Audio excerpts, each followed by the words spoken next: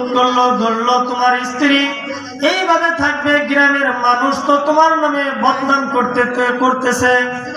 সুতরাং তোমার স্ত্রী না জন্য আবার পুনরায় দোয়া করা, মহান আল্লাহ রাব্বুল আলামিন যেন আবার পুনরায় আবার সেই আগের অবস্থায় ফিরে দেয়। এজন্য রাসূল কারীম সাল্লাল্লাহু আলাইহি সাল্লাম হাদিস শরীফের মধ্যে ইরশাদ করেন, যে ঘরের মধ্যে মহিলারা পুরুষের চেয়ে বেশি আওয়াজ করে, অর্থাৎ সংসারটাকে চালাইতে চায় পুরুষের বাদ দিয়া, আল্লাহ রাসূল বলেন ওই ঘরে কখনোই শান্তি আসবে না,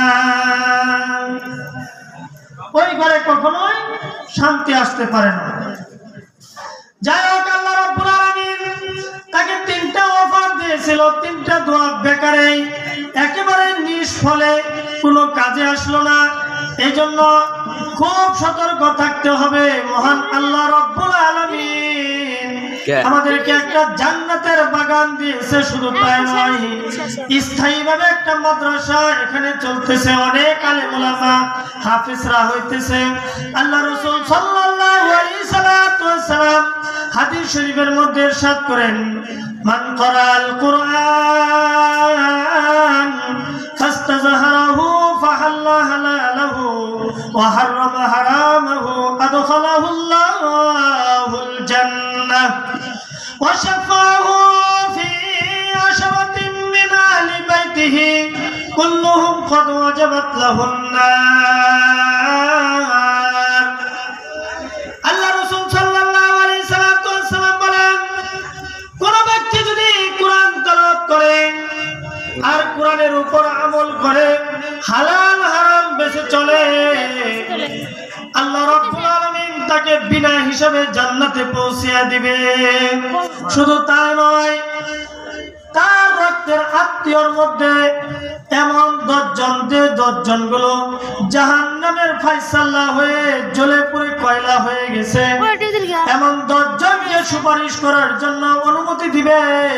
তাদেরকে নিয়ে হাউজে কাউসারের পানির মধ্যে যখন দিবে, সাথে সাথে সে এরকম ভাবে আগের মতো হয়ে যাবে, জান্নাতে চলে যাবে।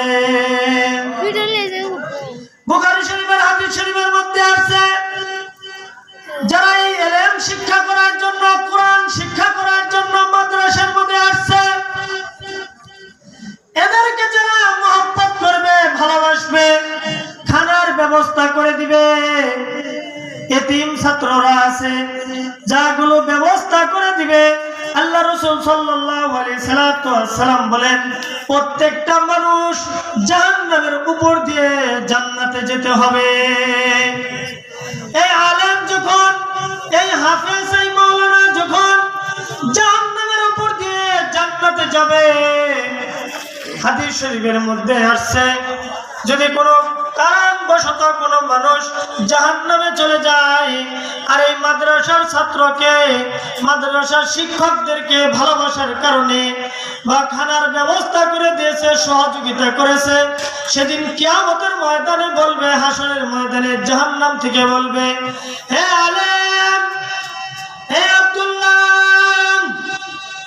তুমি তো মঙ্গলবাড়ি এতিমখানায় পড়েছিলা, আমি তো তোমাকে ভালোবাসতাম, শুধু আল্লাহর জন্য কোরআন পড়েছো, এই জন্য তোমাকে আমি ভালোবাসতাম, কিন্তু আমার গুনার কারণে জাহান্নামী হয়ে গেছি। আজকে তোমাকে আমি সেখানে সেদিন জামা কাপড় ইত্যাদি বিভিন্ন দিয়ে জিনিস দিয়ে আমি সহযোগিতা করতাম, আজকে আমাকে ছাড়া তুমি কিভাবে জান্নাতে যাও? হাদিস শরীফের মধ্যে আসছে, সেদিন ওই আলেম, ওই হাফেজ আল্লাহ রাব্বুল আলামিনের কাছে দরখাস্ত করবে, মাবুদ, আমার সেই কঠিন অবস্থায় এই ছাত্র, এই গার্জেনরা আমাকে দেখাশোনা করেছে, মাদ্রাসার খোঁজ খবর নিয়েছে, আল্লাহ এই ব্যক্তিকে ছাড়া আমি জান্নাতে যাব না।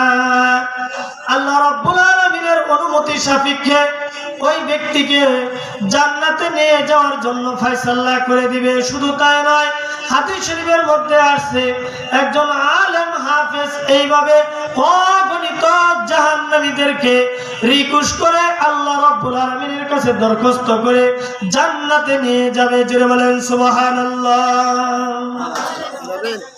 আল্লাহ রাব্বুল আলামিন সূরা আরাফের 175 নম্বর আয়াতের মধ্যে বলেন, ওয়ালাউ শি'না লারাফা'নাহু বিহা ওয়ালাকিন্নাহু আখলাদা ইলাল আরদি ওয়াত্তাবা'a হাওয়াহু ফামাসালুহু কামাসালিল কালবি ইন تحمل عليه يلهث أو تتركه يلهث ذلك مثل القوم الذين كذبوا بآياتنا فقصص القصص لعلهم يتفكرون